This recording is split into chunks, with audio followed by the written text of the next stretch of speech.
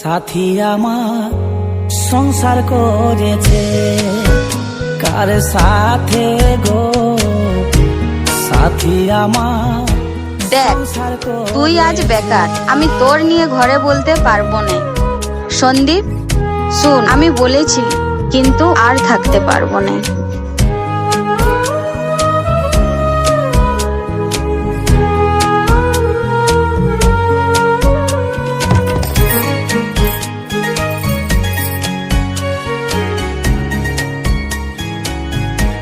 মানে তুই জমে থাকা চোখেরই জল তোকে খুঁজি